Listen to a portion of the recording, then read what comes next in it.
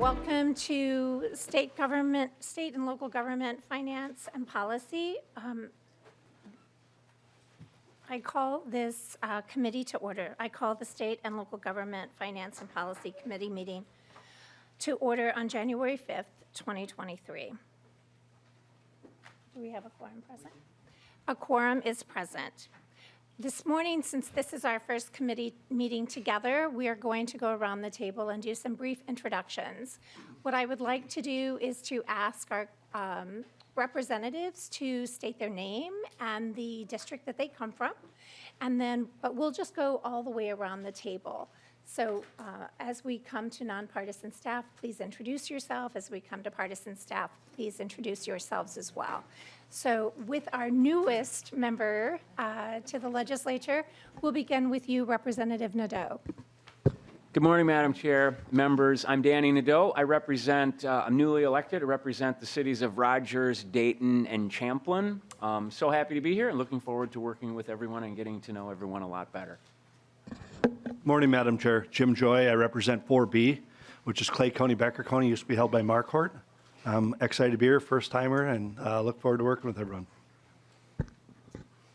Good morning, I am Bobby Harder, and I represent 17B, which is most of Sibley County, and parts of McLeod and Carver. Thank you, Madam Chair. Represent Jim Nash, District 48A. I'll get that better. I'm accustomed to saying 47A. This is my 9th year on the committee. I think no one else has done that because no one else is up for the abuse. But happy to be here. Thank you. Hello, excuse me. I'm Ryan Wiskirchen. I am a GOP caucus researcher for this committee. I'm happy to be here as well. Madam Chair and members, I'm Helen Roberts. I'm the nonpartisan fiscal analyst for the committee, and I have served the committee longer than Representative Nash. So.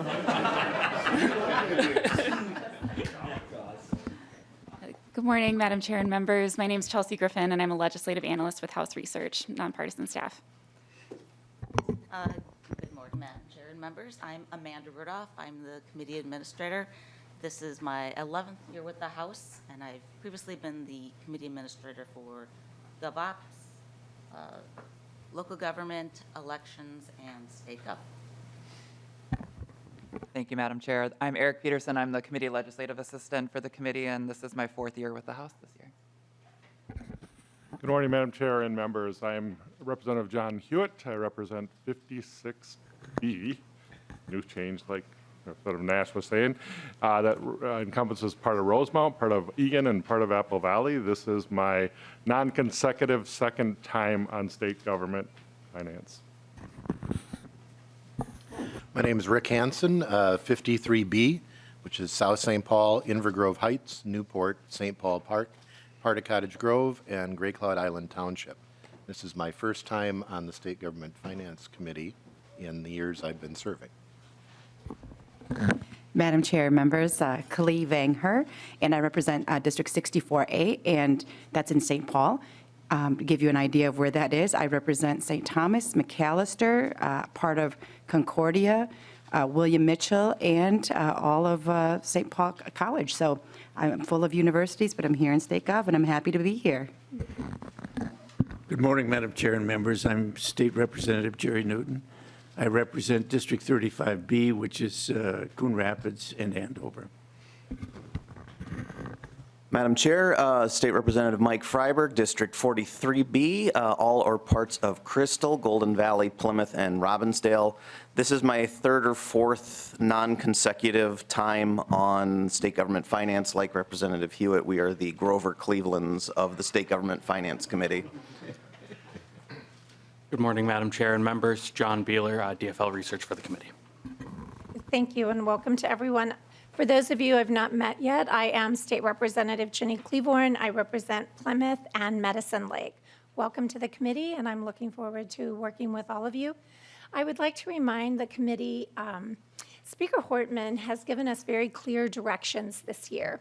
We are to work collaboratively, we are to do our work effectively and efficiently, and we are to be nice to one another. And I would just like to I would like to echo the words of Speaker Hortman, please do not mistake nice for weakness. We will do our work, we will do it effectively, and we will collaborate in every place possible to do good work for Minnesotans. And that's why we're here today. And with that, we will have our first bill before our committee this year, and that is House File 35, Representative Stephenson. Madam Chair, before we proceed. Yes, Madam Chair, if I could, I don't see a copy of the committee rules. I was wondering if we were going to be addressing them and ratifying them before we actually begin committee work that those will dictate. Thank you, Representative Nash, for asking about committee rules. I would like to work in a collaborative way about that, and as I have tried to reach out to you previously and we've not yet had that opportunity, it is not necessary for us to conduct business without rules. Some committees do not adopt rules at all. I would like to have an opportunity to speak with you about the rules before we adopt rules. So we will do that at a later meeting. So thank you very much. And with that, I will now recognize Representative Stephenson. Thank you, Madam Chair. I'm pleased to appear about House File 35, and I wonder, as I'm not a member of the committee, would you move the bill on my behalf? Thank you very much. I move that House File 35 be referred to the Committee on Ways and Means. The bill is now before us. Thank you, Madam Chair, members of the committee. House File 35 is an important bill that undoes a budgetary gimmick instituted, unfortunately, about 20 years ago relating to the way that MMB conducts the state budget forecast. As members might know, our budget forecast currently accounts for inflation in some aspects of the forecast, but not all. Critically, it accounts for it on the revenue side, but in not all aspects of the spending side, which has the consistent effect of making the state appear like it's in better fiscal health than it actually is. The analogy that I would draw for you is if you were a family putting together the family budget at the start of 2022, okay, in January, and you assumed as you're putting together that family budget that you're going to get an annual raise, that you're going to get more money coming in, but that throughout the entire year of 2022, your expenses were going to remain the same. Food wasn't going to get more expensive, housing wasn't going to get more expensive, gasoline wasn't going to get more expensive. If you made those assumptions in January of 2022, by the time you got to December, you'd be in a lot of trouble because inflation is real. And if you don't account for inflation when you're budgeting, bad things happen. And so this bill just simply corrects that. It's honest accounting. It doesn't appropriate any money or do anything else. It just gives us an honest picture of where we're starting. Madam Chair, there was a fiscal note prepared for the bill, and it has some big numbers on it. I just want to explain to the committee that those numbers reflect what MMB calculates inflation would be in the forecast, in the November forecast. So MMB's current practice, and I know the Commissioner Showalter's here, and I think he might speak a little bit to this, is to compute the inflationary number, but to not include it in the sort of top line surplus number. And so these numbers you see on the fiscal note reflect what inflation's impact on the forecast would be. There is no administrative cost to this bill. It's not going to cost MMB any extra money to do what this bill asks. So there's no appropriation necessary or dollars spent by this bill. The fiscal note simply reflects the impact of inflation on the projected surplus in the November forecast. And of course, that will change when we have the February forecast. So, Madam Chair, I know Commissioner Showalter is here and would like to speak to this, and I think there's a couple other testifiers as well. Thank you, Representative Stephenson. And we'll ask the testifiers to please come forward. Commissioner Showalter, if you'd like to come forward, please.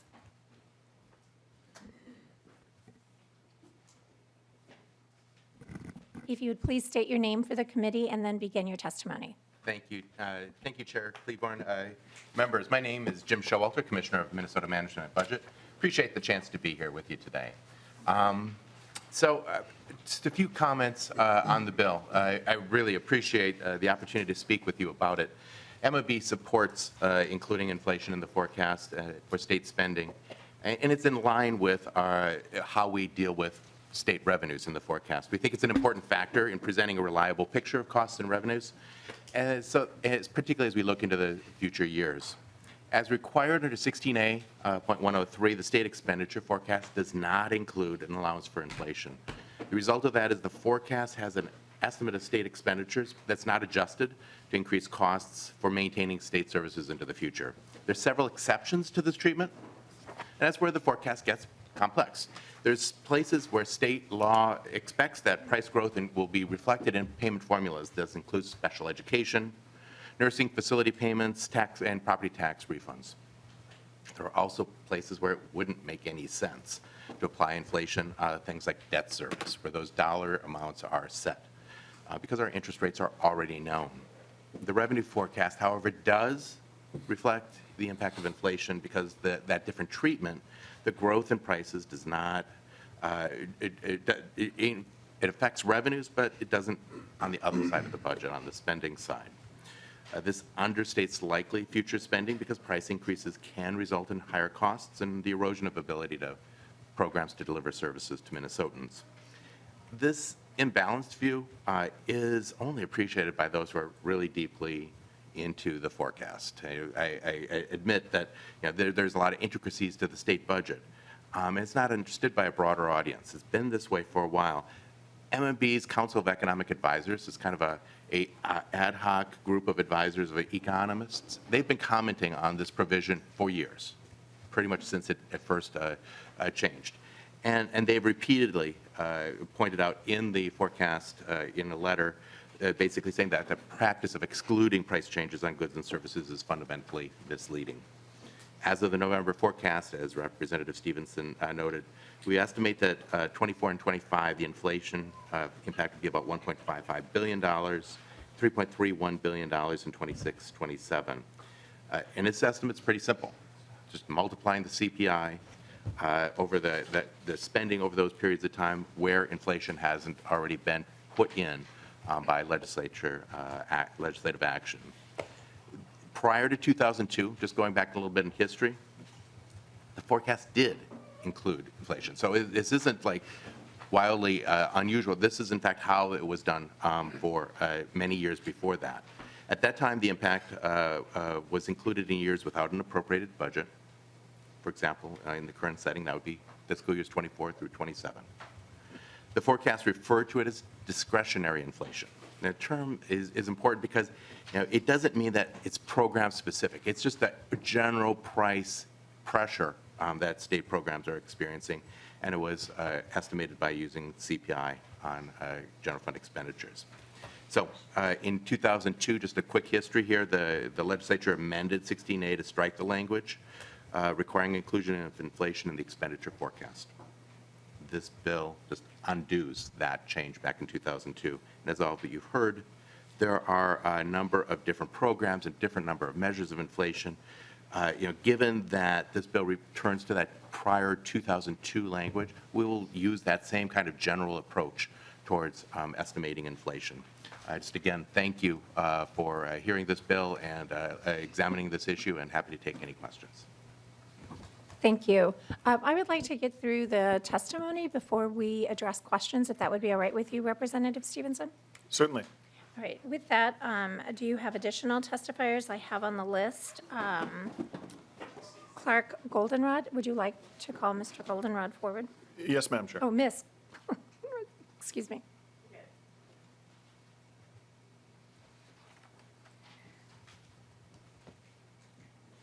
If you would please say your name for the audience at home, and then please begin your testimony. Yeah, thank you, Chair.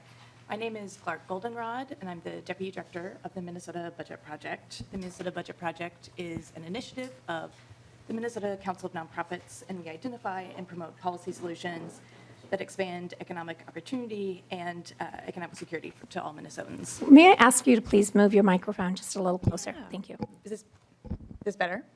Great. I want to thank Representative Stephenson for bringing this bill forward. We strongly support House File 35, and I'll mention a few reasons why. So first, it would make the forecast a more effective tool that gives policymakers, stakeholders, and the public a clear understanding of the state's fiscal health and helps them make better decisions. Second, it encourages responsible fiscal management. And third, understanding the impact of inflation is consistent with recommended accounting practices. So to that first point, that the bill would make the state's budget forecast a more effective tool for understanding the state's fiscal health. To be effective, forecasts should be complete and give an accurate picture of the state's commitments. The effects of inflation are real, and including an estimate of what funding would be needed for current levels of services to keep up with inflation would help you as decision makers and the public to better understand whether proposed fiscal decisions are sustainable and to recognize how inflation puts pressure on the state's ability to meet its current commitments. And that brings me to my second point, that including inflation encourages responsible fiscal management by providing a clear understanding of the state's fiscal health, the funding needed to maintain current levels of services, and the long-term implications of budget decisions. And finally, that making this change is consistent with recommended accounting practices. As Commissioner Schulwater mentioned, for every year since 2003, our state's Council of Economic Advisors has recommended that the state's forecast planning estimates include inflation in both spending and revenue projections. They note that our current forecast methodology is quote, inconsistent with both sound business practices and CBO, Congressional Budget Office methods. And it's important to note what this bill would not do. It does not make any budget decisions itself. The legislature would still have to pass and the governor to sign budget legislation to provide an inflationary funding increase in any non-forecasted program or service. It's important to use all the information available to successfully craft and evaluate budget decisions, including inflation in that toolkit makes good sense. Thanks for the opportunity to testify. Thank you for your testimony. Representative Stephenson, I see also you have Mark Havman here is available as well. If you say so, yes. All right. Thank you. Mr. Havman, if you please. Thank you, Madam Chair. My name is Mark Haveman. I'm the Executive Director of the Minnesota Center for Fiscal Excellence. We are a 97-year-old membership and charitable contribution supported research and education organization supporting sound tax policy, efficient spending, and accountable government. For those who are unfamiliar with us, the way I guess I'd try to distinguish our organization from many of the other fine public policy nonprofits that exist in the state is that we generally refrain from taking positions on levels of taxation and spending because our organization was founded on the belief that citizens get to make that call through their elected officials. But what we're about is to try to ensure that the revenue system that supports that spending adheres to good public finance principles and sound tax policy, that the spending that's done is efficient, accountable, and accomplishes what it's supposed to accomplish. So this is a topic that we have studied for a very long time and written about for a very long time. 2005, actually, was the first time we did this. And we concluded that this actually is a much more complex issue than is usually portrayed and conveyed. We came at the issue from the standpoint of neutrality, asking what approach actually introduces the least amount of bias into the budgeting process. We acknowledge that there are valid points on both sides of this argument. But we concluded then, and still do, that the practice of including it as supplemental information, but giving a much higher discussion profile than it currently exists, received in the forecast, best serves this objective. Just a couple of fact groundings here that I think are important to understand. The discussion of putting it into the forecast is really not the best way to describe it. It's in the forecast. That number, $1.552 billion, is there for all you to see, for the legislature to discuss, to contemplate, to debate in terms of what should be done with that estimate. And it's important to do that. It is vitally important to do that. As a matter of fact, we were disappointed during a supplemental budget year that inflation didn't get the attention that it deserved last year when rates were at 8% or whatever the case may be. The other issue is that what is being debated today or discussed today is the exception in state history rather than the rule. A return to this from 2002 when it was taken out. It was put in place in 1991. So only for 11 years in state history has this proposal, this approach been in place. So the issue for us is not a debate whether or not to recognize it. Of course, it's critically important to recognize it. The debate is how to recognize it. And the question is, what happens if you move a $1.55 billion figure from the bottom of the page into the MMB line item labeled projected spending? And what happens is you create a situation where budget development starts from an official baseline where available resources don't exist because the majority of government discretionary spending has been formally indemnified against inflation. The point that is frequently made, and accurately so, this does not commit the state to any inflation adjustments. But what it does, it creates a starting point in a balanced budget process that assumes you will do this. And that's critically important because there are a couple of important implications that fall from this. The first is that a planning tool becomes a potential potent budgeting tool. I'm quoting from a House fiscal brief from the early 2000s. Planning estimate inflation has also been a tool to provide more flexibility for a governor and legislature in assembling a new budget. The inflation creates a cushion, their words, not ours, of several $100 million that is already counted as spending in the budget forecast. And I would note that amounts to $1.55 billion today, which is a very comfortable cushion to say the least. In one example from state history, during the 11-year period when this policy was in place, $800 million of planning estimate inflation was set aside for inflationary adjustments. The governor recommended just under $100 million for various inflation-related base adjustments to state agency operations. The remaining $700 million was available for adjustments to other budget areas. So what happens is that including inflation enables a lot of new spending, brand new spending on expanded programs or new programs without ever having to properly recognize it as new government spending. And that new spending will then have their own tails and their own inflationary projections going forward. The other concern that we have is that it disincentivizes base budget scrutiny while creating an unsubstantiated perception of what the real cost of providing a service is and what full funding of a service requires. Expenditure inflation in the forecast does not communicate the real cost of government services. It crudely communicates the costs of how these services are provided today, the cost of maintaining the status quo in government service delivery. We believe this removes any incentives that do exist for base budget scrutiny and reforms that promote greater efficiency in government operations and service delivery. So in short, we think this does create a bias in what should be a neutral budgeting process, and we encourage that the treatment of inflation be given very serious consideration, but remain as it is currently in the state economic forecast. Thank you. Thank you very much for your testimony. I appreciate it. Are there any other individuals who wish to testify on this bill? Seeing none, questions from the members? Seeing no questions. Excuse me, Representative Herr. Madam Chair, thank you. And Representative Stephenson, I'm just curious.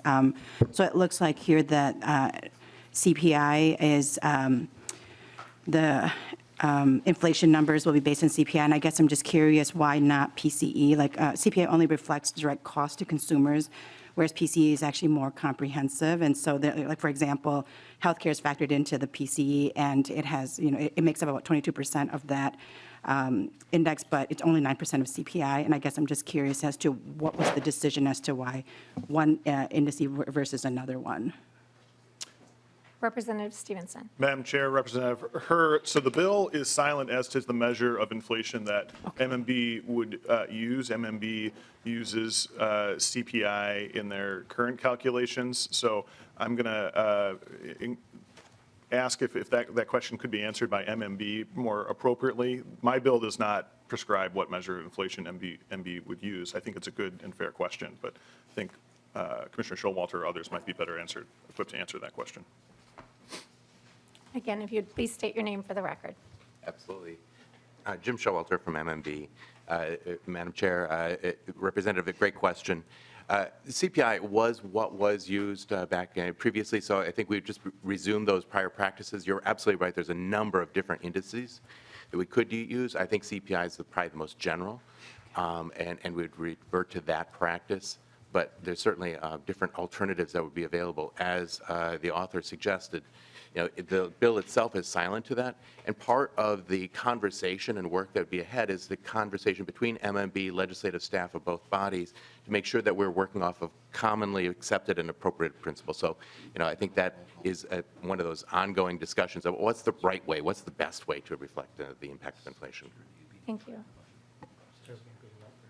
Would you like a follow-up, Just Representative a Hurd? quick statement, Madam Speaker, and I appreciate the flexibility and the ability to look at different indices. I just think, as we think about just not a direct cost to consumers, but really there are a number of other costs that should be taken into consideration in rising healthcare cost and the impact it has on individuals and their ability to spend, and what it looks like for the state. And I just think that it would be a much more accurate reflection of that. And I think if we want to have good numbers and good projections, using something that I think is a more conservative number, which would be helpful in this process, would be something to think about. So thank you so much. Since some members and audience attendees arrived late, I just want to remind everyone in the room that we are going to adjourn today at 9:45. Representative Bonner, I understand you have a question for statement. Thank you, Madam Chair. And I guess this will come back to you again with at MMB. So I personally work in the IT field as a project manager, team lead, and so forth. And I know that it is very common practice in a lot of businesses to make sure that we have accounting for things like contingencies or factors that might impact the budget down the road. I think that's pretty standard, pretty common practice across the board. And I know that when we're out talking to folks out in the community, even though we have that asterisk in place, that oftentimes that gets lost. And I don't think the general public generally hears the asterisk. But my question is this. When budgeting in, say, a project management standpoint, we often really don't have good indicators to know what those measures might be. So we usually use standard contingencies. But in this case, we have a number of different indexes that you can use to try to calculate inflation. Can you just tell me a little bit about how reliable those are and how those might be really helpful in using that as a tool to determine how much money we really do have in the budget so that we are really not spending money that we don't have and being fiscally responsible? Commissioner? Chair, Representative, great question, and you're absolutely right. I would think of it as the different layers of risk, and from the forecast view, this is like the simplest, highest level of how much is available, what's happening with the economy, what are the revenues, what is the spending, and inflation is kind of at a very simple level, a element of the pressures.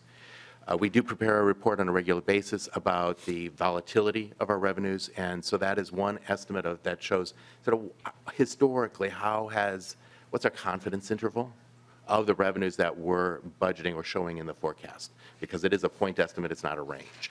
So that's sort of one piece of information that I think might be useful for that question of what's the contingencies, what's the risk. The other part is from the state's perspective that we have very mature and sort of well-known processes so that there's not a lot of transmission problems of understanding what the information is because we do it the same way. So you get a sort of familiarity. And the third is obviously reserves.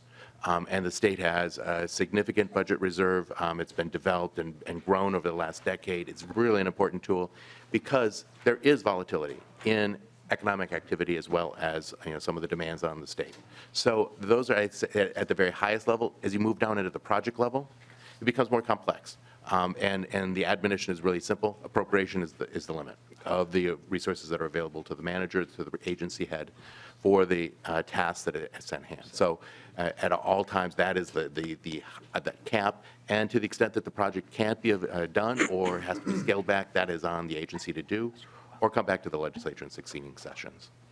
Thank you. I would like to remind members that when someone is speaking and testifying to the committee, it is a respectful practice to not have side conversations. So I ask that you please give our testifiers the respect that they deserve in committee. Thank you. Our next question is from Representative Kosnick. Thanks, Madam Chair. Apologize, the roads were needing a little work yet this morning, but made it here.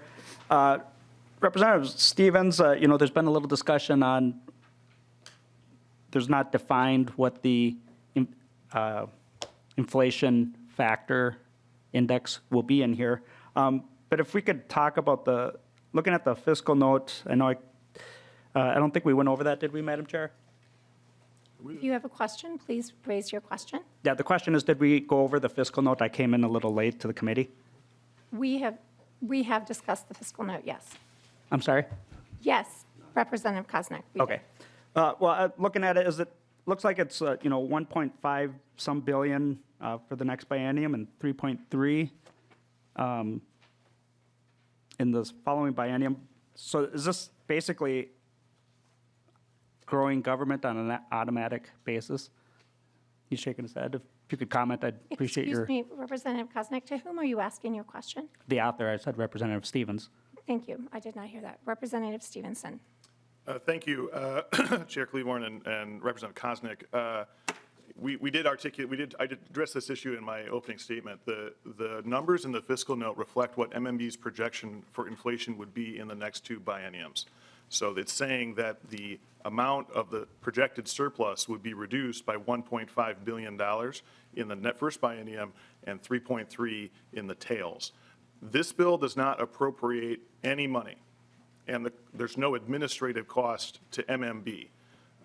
But to do this calculation, because they already do it, it's just changing how it's reflected in the forecast documents.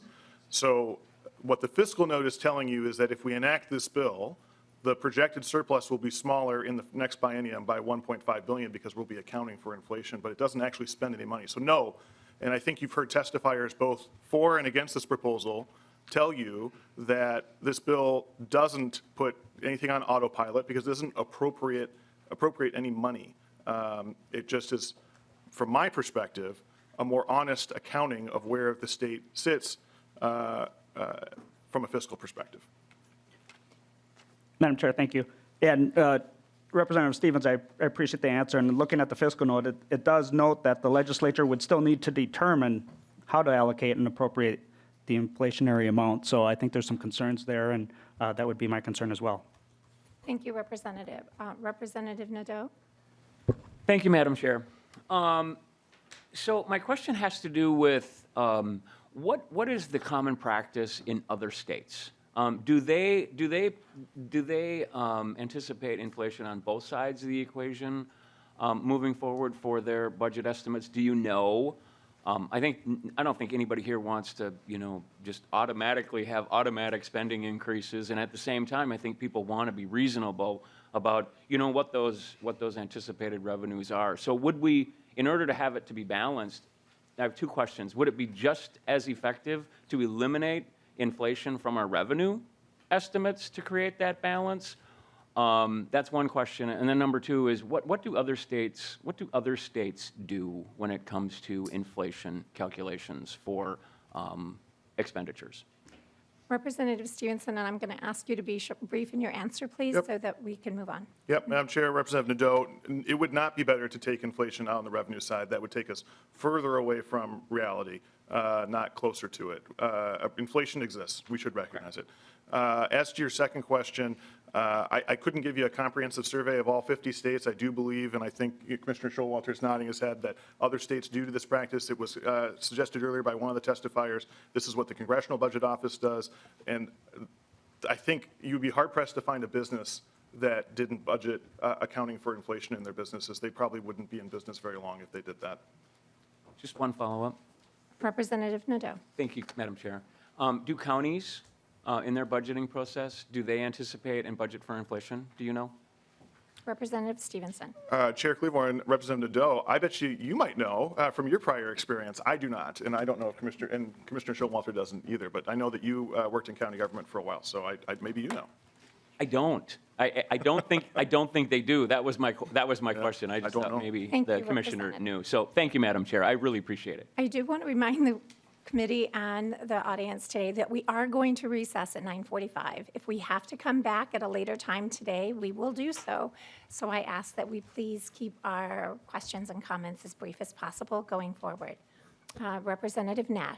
Thank you, Madam Chair, and I will try to be brief to keep you on your schedule. We've had this bill before.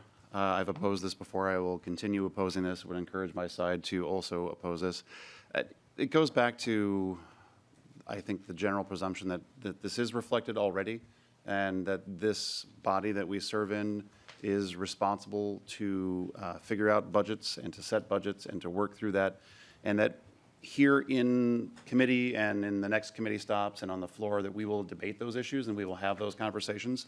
I think what this does is it creates a little bit of a callus and makes it easier to increase spending moving down the road. I think that the best thing that we can do for Minnesotans is to have full-throated conversations, whereas my math teacher naggingly reminded me that even if I knew what the answer was going to be, I had to show my work. I always got docked for that. I think that this is the place that we show our work, and that in committee we have these conversations. And for those that have never experienced the governor's budget, it's a lot of fun.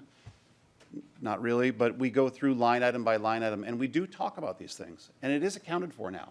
So we should have those conversations and not make it, as I believe the testifier from the Minnesota Center for Fiscal Excellence said, it effectively makes it easier to ignore the pressures, and I want to have those conversations. So, Madam Chair, I will be voting no. I encourage my members to vote no, and I would request a roll call. Thank you. A roll call has been requested. Representative Stephenson, would you like to have final closing words on your bill? It's a good bill. Please vote yes. All right. If the CLA will please take the roll. Oh, excuse me, I have to I'd like to renew my motion to refer House File 35 to the Committee on Ways and Means. Will you please take the roll? Chair Cleavorn. Aye. Cleavorn, aye. Vice Chair Hewitt. Aye. Hewitt, aye. Representative Nash. No. Nash, no. Representative Bonner. Aye. Bonner, aye. Representative Berg. Berg, aye. Berg, aye. Representative Freiberg. Yes. Freiberg, aye. Representative Hansen. Aye. Hansen, aye. Representative Harder. No. Harder, no. Representative Herr. Aye. Herr, aye. Representative Joy. No. Joy, no. Representative Kosnick. No. Kosnick, no. Representative Nadeau. Aye. Representative Nadeau, aye. Representative Newton. Aye. Newton, aye.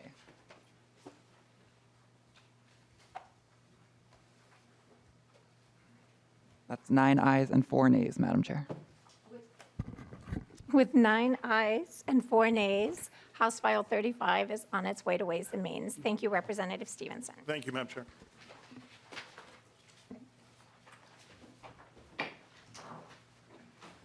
All right, now we were on to item 4 on the agenda, which will be the presentation by Attorney General Keith Ellison. If you'll please come to the podium. Please state your name for the record and begin your testimony. Thank you. My name is Keith Ellison, and I'm the Attorney General for the state of Minnesota. And it's certainly an honor to be here with you, Madam Chair. Let me also thank Vice Chair Hewitt and Ranking Member Nash for allowing me to be present with you all today. The Minnesota Constitution establishes the office of the Attorney General to serve as the state's chief legal officer. The role and duties of the Attorney General arise from the Minnesota Constitution, the statutes of the state, and notably Chapter 8 in particular, common law and case law. The Attorney General has 5 primary responsibilities. First, the Attorney General is required by the state statutes 8.06 to represent the more than 100 state agencies, boards, and commissions in litigation and in other legal matters. We work every day to provide excellent legal representation to the state, though much of this work does go unnoticed by the press and the public. It is essential to running the state of Minnesota. Second, the Attorney General also protects the people of the state of Minnesota by bringing lawsuits on behalf of Minnesota residents as the chief enforcer of the state's consumer protection statutes, antitrust laws, charities laws, and other, including utility interests that consumers have. In Minnesota Statutes 8.31, the legislature directed the Attorney General to investigate and prosecute, quote, violations of law of this state respecting unfair, discriminatory, and other unlawful practices in business, commerce, or trade. There are many other specific statutes the legislature has passed that gives the Attorney General the authority to protect Minnesota consumers. We also, as I noted, protect consumers and small businesses by representing their interests at the Public Utilities Commission. Third, the Attorney General plays an important but defined role under Minnesota Statutes 8.01 in supporting county attorneys in criminal prosecution and criminal appeals. Most commonly, we do this on behalf of smaller counties, but we might do it for any county in the state when asked. We're strictly involved in criminal prosecution by invitation or appointment by the governor. We have no authority to just walk into a county and take over a prosecution. In fact, we need a letter in writing before we can do that. Fourth, the Attorney General also defends duly passed constitutional laws of the state against legal challenges. Fifth, and finally, the Attorney General serves on a number of boards and commissions, executive committee, State Board of Investment, the Board of Pardons, things like that. To sum it up, the Attorney General's office helps Minnesotans afford their lives and live with dignity, safety, and respect. Let me talk a little bit about how we do our work and how we're organized. Now, currently, we have about 340 hardworking employees. Approximately 40% are attorneys. The remainder are legal assistants, including investigators, our consumer action division, mediators, financial analysts, and support staff. The legal side of the office is organized into 4 overarching sections, and each is led by a deputy at the Attorney General's office, including the Solicitor General. So the Consumer Protections group is led by an excellent lawyer named James Kennedy. Health and Safety is led by David Voigt, who does a wonderful job. Government support is led by Luz Maria Frias, who does a wonderful job, and our Solicitor General's Liz Kramer. Each section has divisions underneath it, and it is organized around subject matter and client agencies. Because we have limited time today, I won't go into the duties of each one, but I would like to highlight at least some of these, because of these 4 divisions that I just outlined, there are 19 divisions shared among those 4. The first I mentioned is Consumer, Wage, and Antitrust, which investigates violations of and enforces state laws, including Minnesota's laws prohibiting consumer fraud, deceptive trade practices, false advertising, and wage theft. I want to thank the legislature for passing a wage theft law recently. It was very important, very helpful to Minnesota consumers and workers. The division also, and businesses who are high road and who abide by the law. The division also investigates potential violations of state and federal antitrust laws and enforces these laws when it uncovers evidence of anti-competitive conduct. This is the division that has held the opioid companies accountable, protected tenants from predatory landlords, protected students from fraudulent and deceptive practices by certain schools and lenders, protected consumers from deceptive marketing and door-to-door sales tactics, and held major corporations like drug manufacturers accountable for illegal anti-competitive behavior. Our statutory authority to do this work derives from Minnesota Statutes 8.31, as I noted earlier. Also, the Consumer Action Division, I'd like you to know about, serves 2 primary functions. First, it answers calls, correspondence, and online complaints from people, businesses, and organizations who contact us for help. Staff answer phones live 40 hours a week to provide information and to talk through consumer-related concerns. help constituents locate government agencies, and direct people to useful information.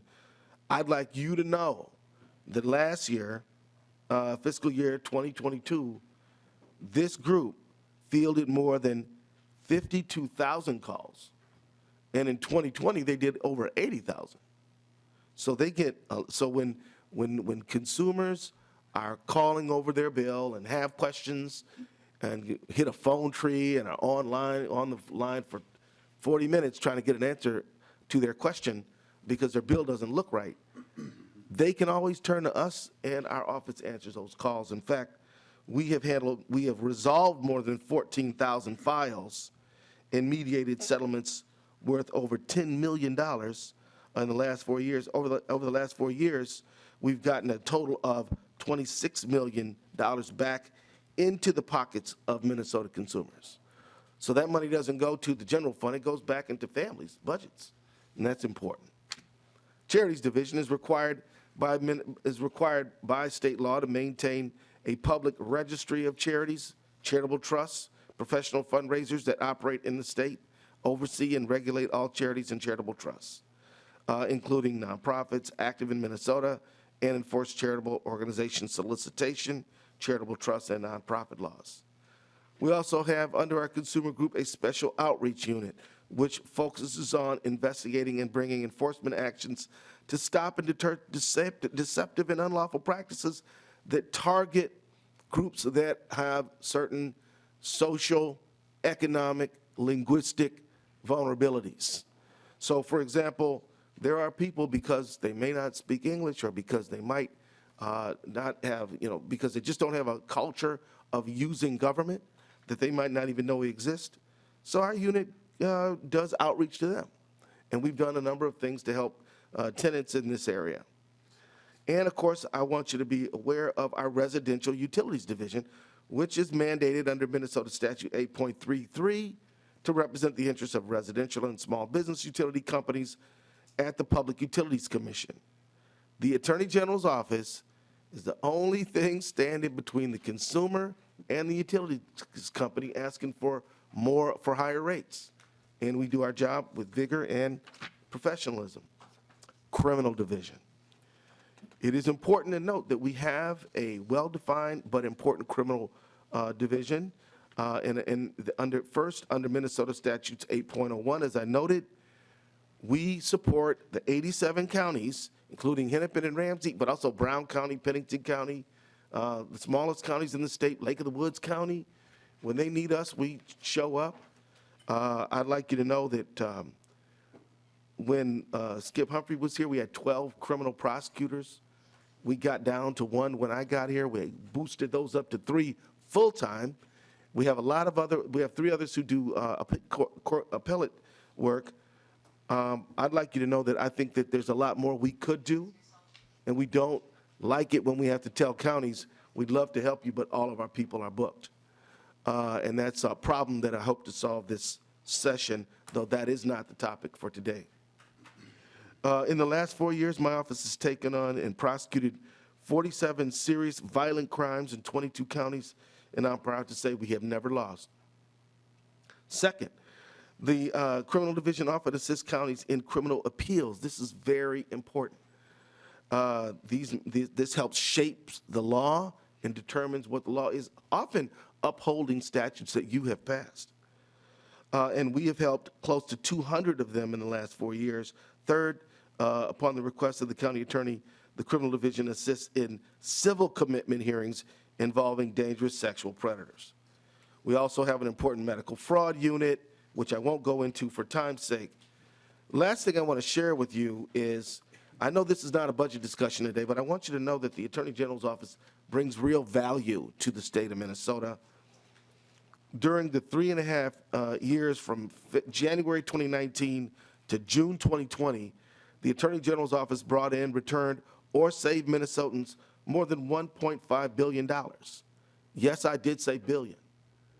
The Attorney General's office, whether it's the opioid money, whether it's settlements that we have won in various cases, brings real value and brings far, far, far more value back to the state than you spend to run our office. Of that $1 billion, it represents savings to residential and small business utility ratepayers in the work we do with the Residential Utilities Division, and that's keeping energy costs down for seniors, for small businesses, for everyone. $300 million represents Minnesota's share of the $26 billion national settlement in opioids. $83 million is restitution or loan forgiveness to student borrowers who were defrauded. $81 billion is money my office won from Big Tobacco and R.J. Reynolds and ITG brands for upholding the integrity of Minnesota's tobacco settlement. And as I noted last year, $26 million represents money the Consumer Action put directly back into the pockets and the family budgets of Minnesota families. And as I do these numbers, they don't include the $235 million more that we expect to bring in from settlements because of cases we settled in the last few weeks. I only point this out because it's important for you to know the full picture. And with that, Madam Chair, I will rest. Thank you so much, Attorney General Ellison. Ms. Sales, did you?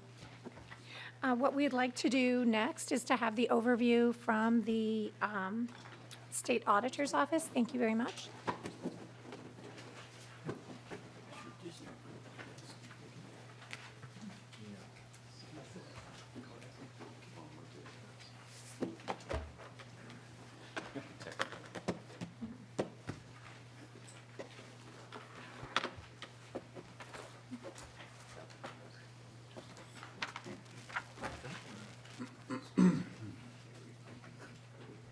When you're ready to begin, if you'll please identify yourself and begin your presentation.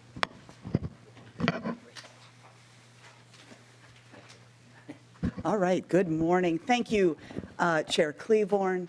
Thank you, Vice Chair Hewitt. Thank you, Lead Nash, and all the members of the committee. Really appreciate the opportunity to come in so early in the session and have a chance to talk with you today. So we are here to give a quick overview from the office. You may notice that you have more documents than that. We sent you kind of a bonus with what our budget ask will be as well. And you'll see that on the screen, but don't worry, we will save that for later. So spoilers are in that section. And with me today is Operations Director Matt Lindeman, if we want to get granular. So to start, just want to start out to tell you about our work. We oversee about $60 billion in government spending, mostly at the local level, but with the addition of the statewide single audit that we picked up last year, also federal spending at the state level. Our ultimate goal is to ensure that government funds are used for the purposes intended by law and that local governments and the state government hold themselves to the highest standards of fiscal accountability. That is our primary goal there. All right. My first time on this. And so specifically, there are three main functions to what we do. And the first one, examinations. And that's where we ensure integrity. Those are audits, standards oversights, compliance checks, investigations. That's that function there. Our next function is support. We provide support, particularly to local government, particularly to small entities. And by doing things like management software, we develop policy, we provide direct consultation, and we conduct numerous trainings on financial practices. And then our final main function is analysis. We take that data that's sent into us and we put it together in a way that you can use to make decisions based on facts. So we have a number of reports, and we also have other analyses that we can provide as well. Our team is made up of incredible financial professionals. I would argue we have some of the best audit professionals, analysts, researchers in the world. Our main office is at 525 Park. Something that's a little bit new, my personal offices moved to the 5th floor of Centennial as my main office was off campus. We couldn't provide security in an adequate way, so I'm up on the 5th floor in Centennial. And we have also offices in Duluth, Moorhead, Marshall, Rochester, and Mankato. We currently have 72 people on staff, including deputy auditors, 6 directors, and 20 staff in greater Minnesota. Our organization is primarily in a structure of 7 interconnected divisions. And with that, Director Lindeman, we'll buzz through those quite quickly. If you would please state your name for the record. Madam Chair, my name is Matthew Lindeman. I'm the Director of Budget, Finance, and Technology for the Office of State Auditor. I'm going to go over the organization of our office. The office is made up of 7 divisions. The largest of these divisions is our audit division. Each year, audit performs financial and compliance audits, reviews single audits of state subrecipients, and provides technical assistance and education to local government finance staff. It recovers the costs of audits through audit fees and that are deposited with the general fund as non-dedicated revenue. The next division is our Government Information Division, is the primary source of Minnesota local government finance information in the U.S. It compiles financial information on Minnesota towns, cities, counties, and lobbying association.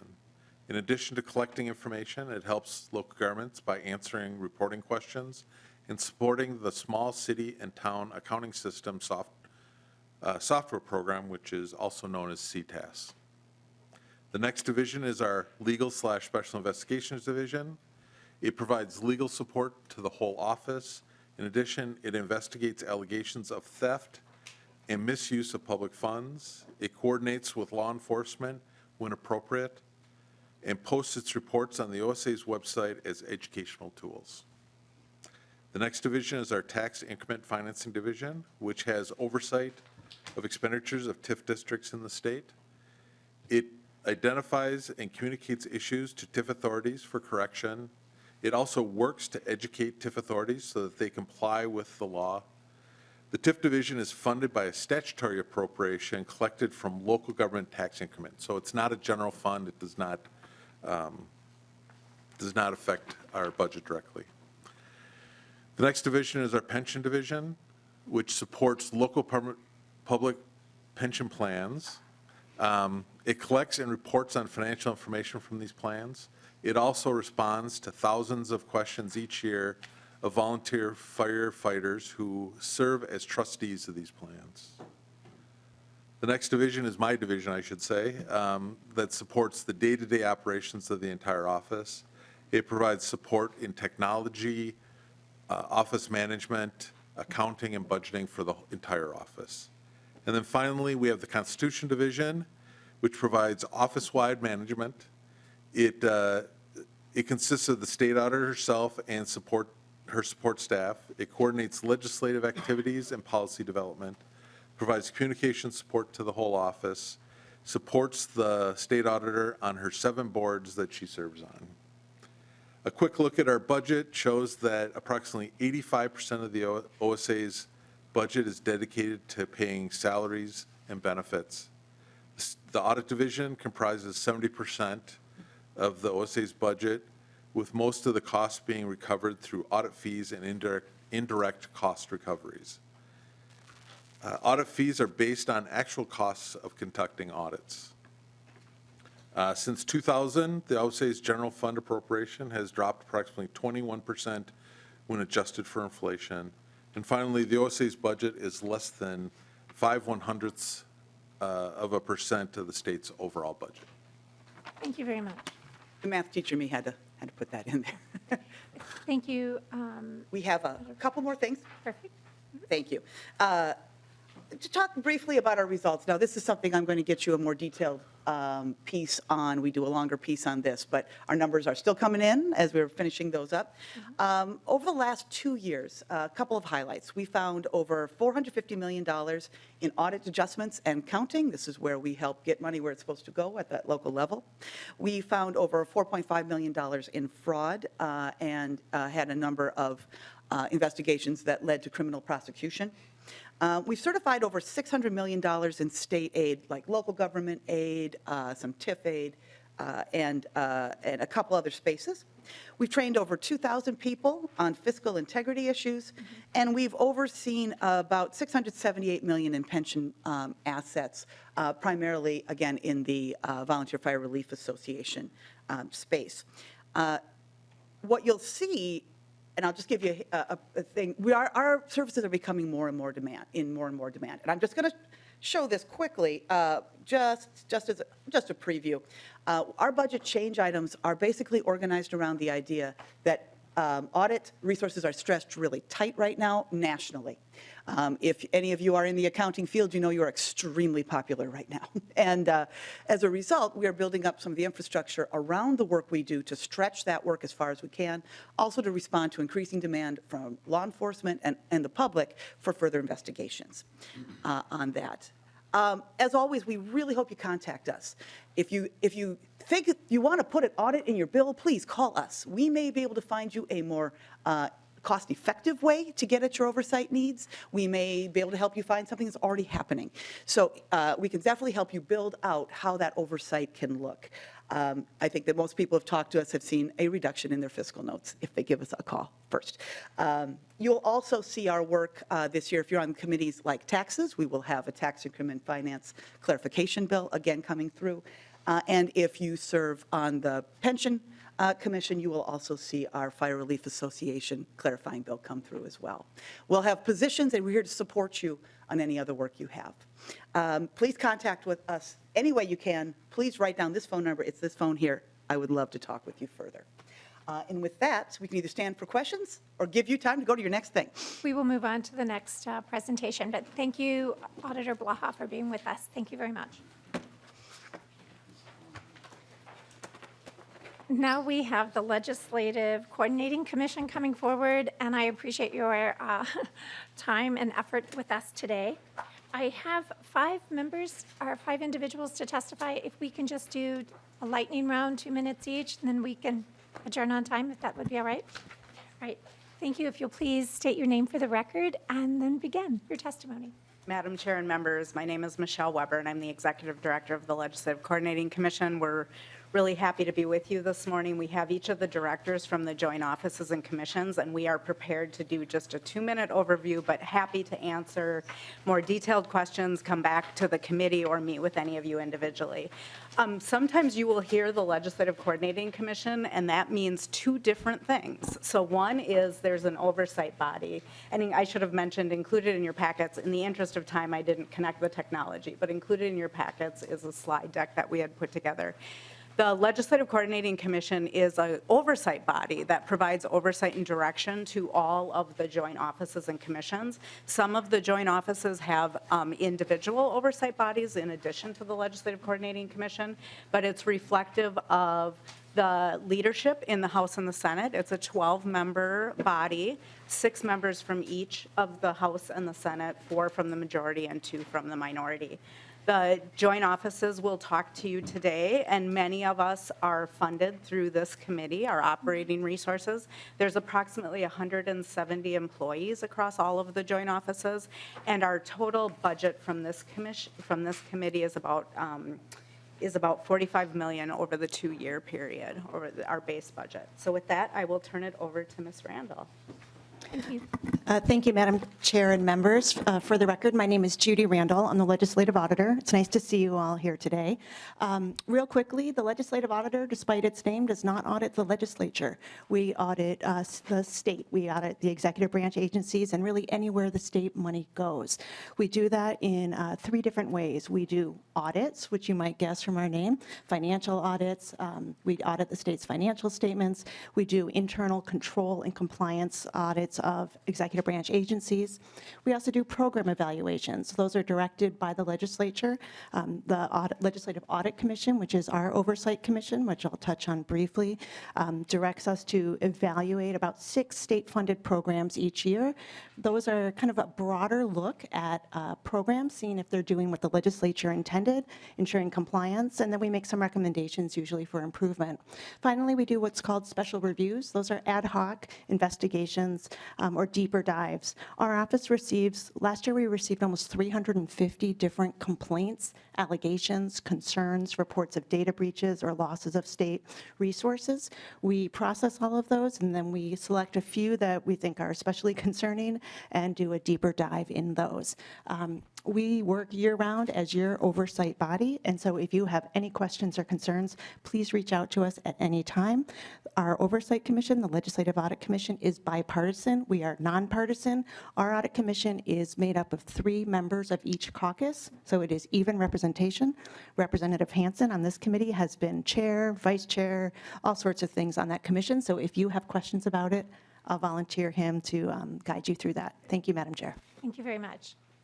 Madam Chair and members, my name is Christian Larson. I'm the Director of the Legislative Budget Office. And the LBO has 2 core functions, the first of which is to provide the legislature with impartial estimates on the impact of proposed legislation.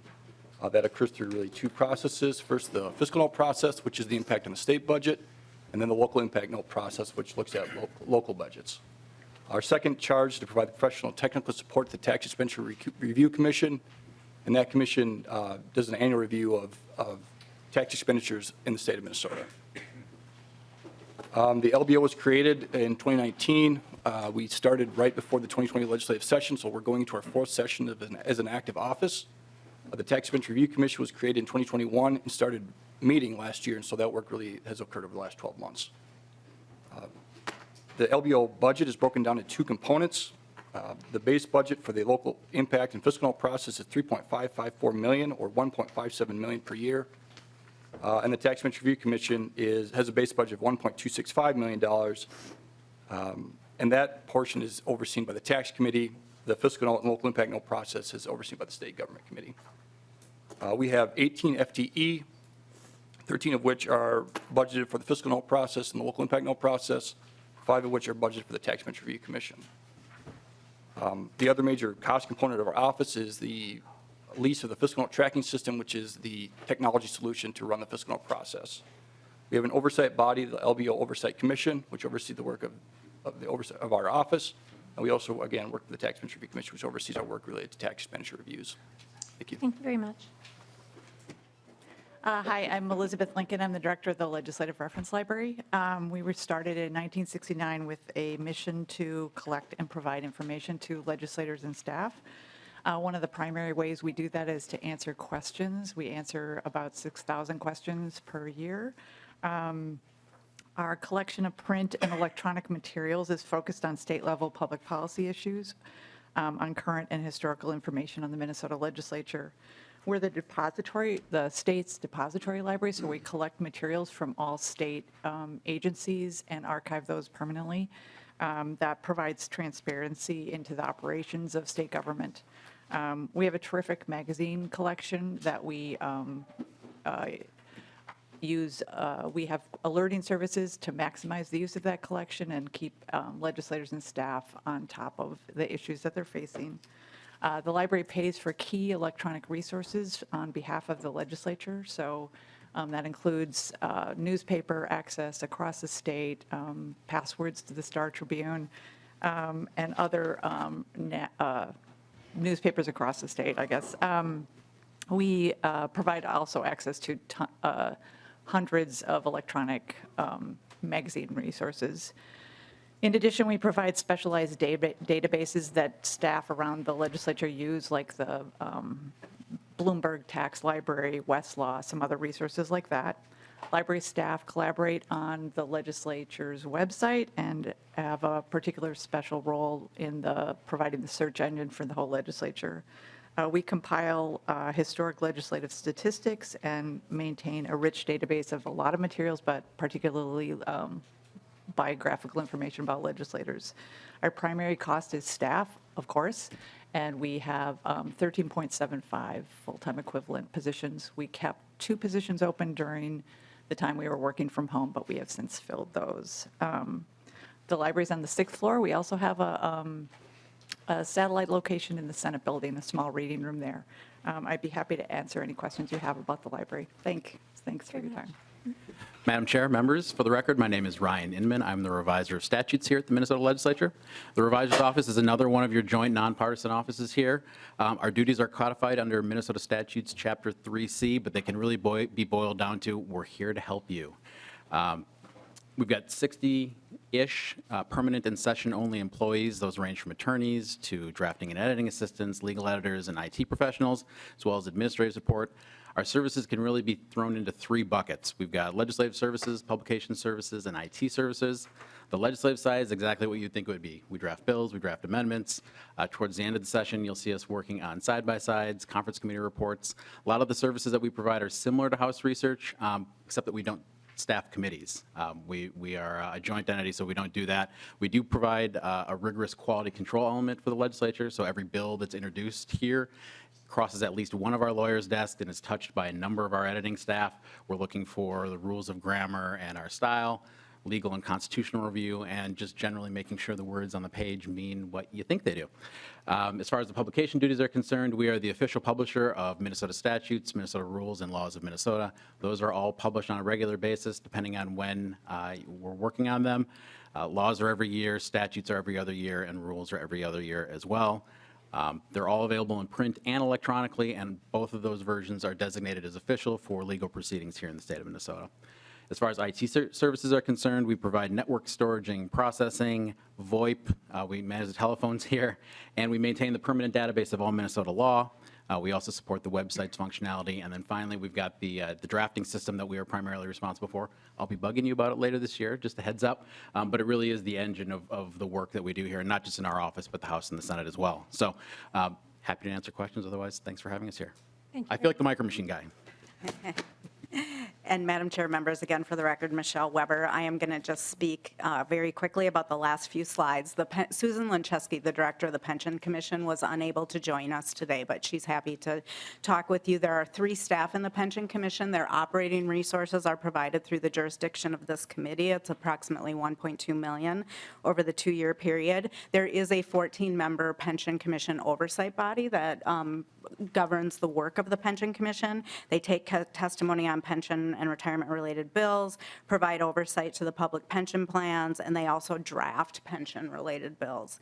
The Legislative Coordinating Commission, then the second way that the Legislative Coordinating Commission shows up is as an office, a joint office for the Minnesota Legislature.